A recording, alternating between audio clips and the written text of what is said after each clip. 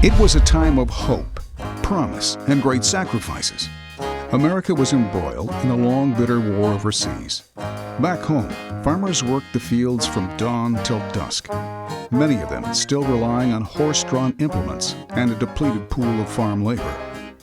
In the heartland, a young farmer stared at a grain wagon. All that time wasted shoveling corn out the back, he knew there had to be a better, faster way. This young man was a thinker, a builder. He designed and built his first tractor cab at the age of 21. And in 1943, on his farm near Pella, Iowa, Gary Vermeer built a mechanical wagon hoist that eliminated a back-breaking job. Word spread about the invention and requests poured in from other farmers who wanted Gary to build them one. So along with his cousin Ralph Vermeer, Gary started Vermeer Manufacturing Company in a cinder block building on the western edge of Pella.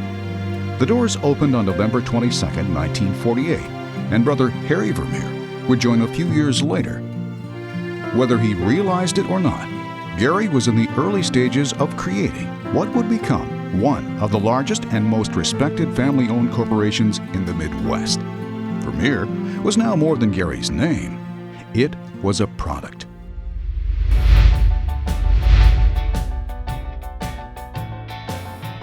It was a time of energy and great optimism.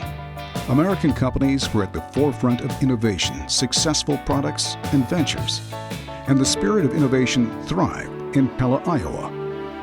Many of Gary's early ideas for product innovations came to him while working on his farm, usually as the result of looking for a better, faster, or more efficient way of doing something. His first big commercial success, the PTO-powered hammer mill.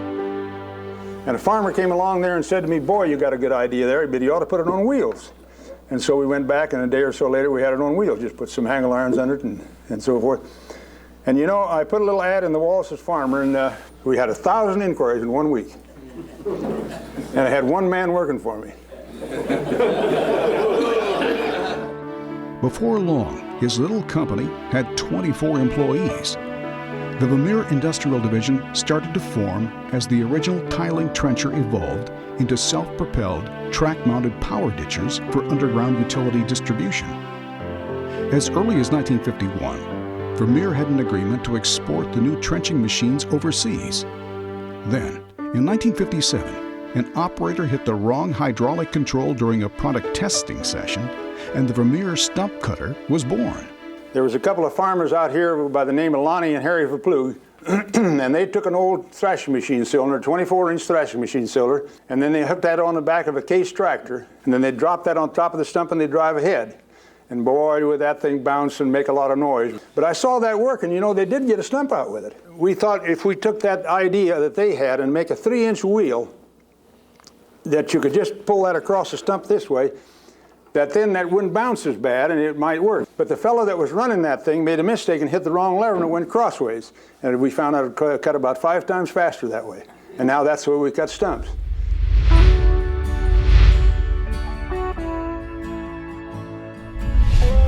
It was a time of change, particularly in America's blossoming suburbs. Environmentally conscious consumers demanded cleaner, less invasive ways of stringing utility services across America's landscape.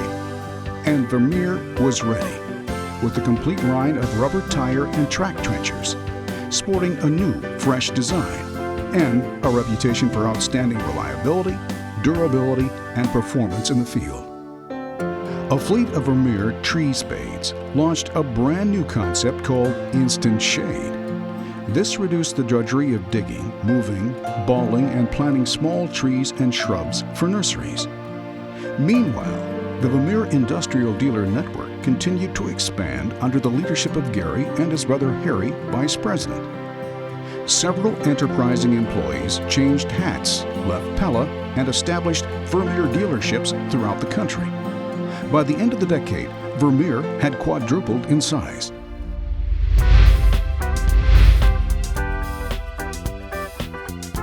Baby boomers were coming of age and transforming America's workforce. And following an early morning walk with a friend, Gary Vermeer would transform the hay industry. He says, "I'm tired of putting up hay. And I thought, if this fellow who ought to be in the cattle business is tired of putting up hay, there ought to be a better way to do it. So the next morning, I went to experimental department, and there was a fellow there by the name of Arnold Matheson. He and I did a lot of things together, and we started figuring out how it would be to make a bale that would weigh a ton. We had no idea how big it ought to be or anything, and so then we started building that, and then I went to 10 county seat towns in southern Iowa. You know, it's got all cow-calf operation. Anyhow, we start with that baler demonstration, and you know, I had made a lot of demonstrations with ditchers and all stump cutters and all that kind of stuff. You get 10, 15 people, and you think you do pretty good. They came out by the hundreds. Those cars would back up a mile on the road. And people would come in there, and because, boy, they were ready for something better as far as haying was concerned. And so we made those demonstrations, and the next day, you know, you'd see a lot of them same people there again. And then you'd say, well, how come you come again? We want to see if we work 2 days in a row, they said.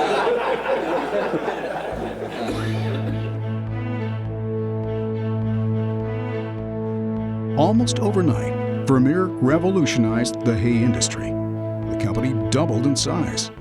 Orders for big round balers stretched manufacturing production and capacity to the limits.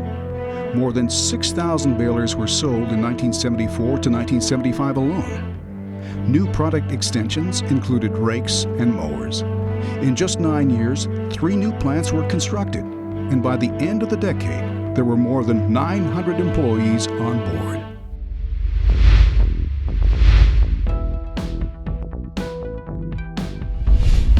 The technical revolution takes off. By 1983, Vermeer International, located in the Netherlands, had become a wholly owned subsidiary of Vermeer, and by the end of the century would expand from its Spartan 2-story offices into a major marketing, manufacturing, and distribution center to support a rapidly growing international sales organization. Vermeer developed and refined new underground equipment and methods. In concert with improvements in fluid-powered transmission, a new line of hydrostatic trenchers was introduced. As jobs got tougher, trenchers got bigger. Vermeer helped trench the untrenchable in tunnels, along mountain passes, even in conditions few thought possible. Vermeer also discovered another huge niche for the environmental product line. Chipper sales exploded, particularly with the introduction of the company's popular hydraulic feed system. In 1989, a new generation of Vermeer management took over. Gary's son, Bob Vermeer, and daughter Mary Andringa followed in his path, always in search of better ways to accelerate product development, streamline the manufacturing process, expand the Vermeer global presence, and recruit, train, and engage a rapidly growing workforce. I think another thing, as we have become much larger, we've empowered many more people with a lot of responsibility to develop product, to develop solutions, to get manufacturing done, to all those areas. And really, very, very simply, lean is just the relentless pursuit of waste, looking for how you can take steps out and time and waiting out of any process.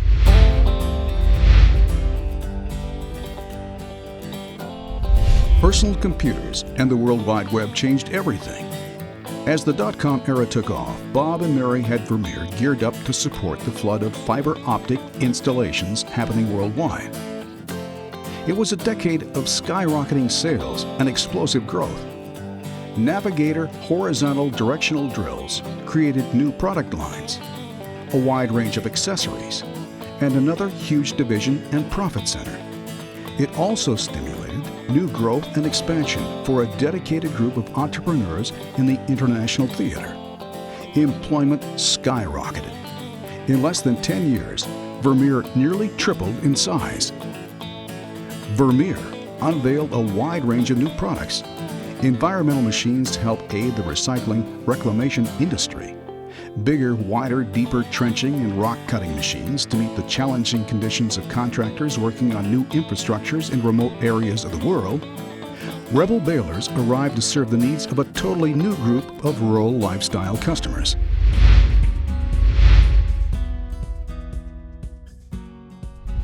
Together, Bob and Mary, now serving as co-CEOs, positioned Vermeer for success in the new millennium by bringing new faces to the board of directors, establishing a strong executive team to help lead the organization into new markets worldwide.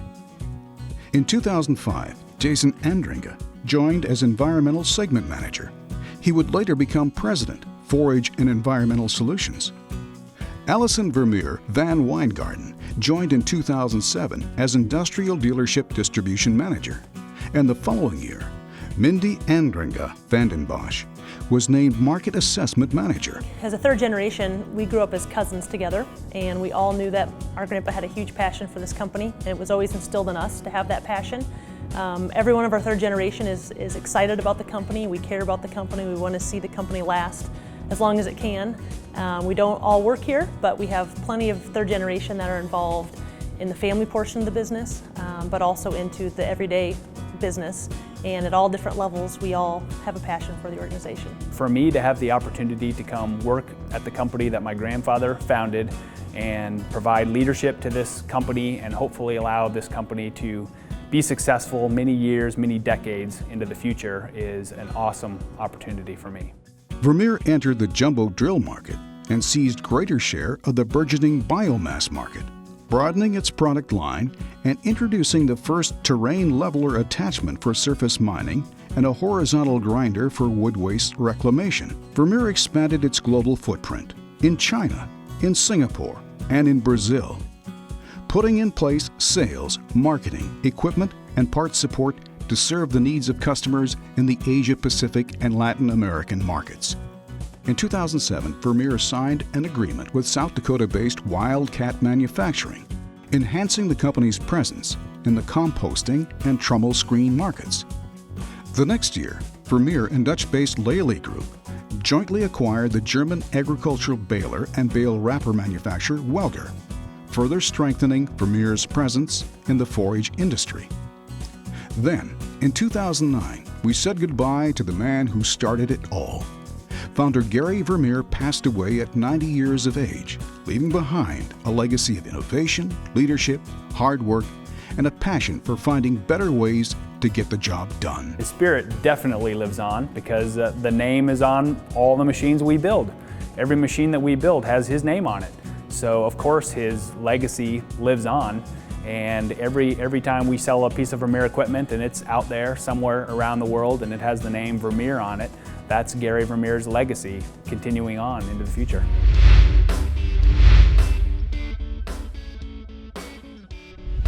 As job sites get bigger, tougher, and move faster, opportunities for big innovation abound.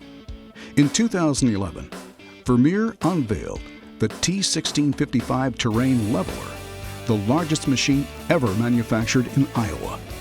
The next year, 14 terrain levelers were sold for surface mining in Australia. This included an order for 7 T1655s, the single largest order in company history. Vermeer continues to expand facilities to support growing customer and employment needs. Outreach efforts result in a satellite office and growing university campus presence. And a future early learning center will give children of employees a fun and interactive environment where they can learn, grow, and live fully.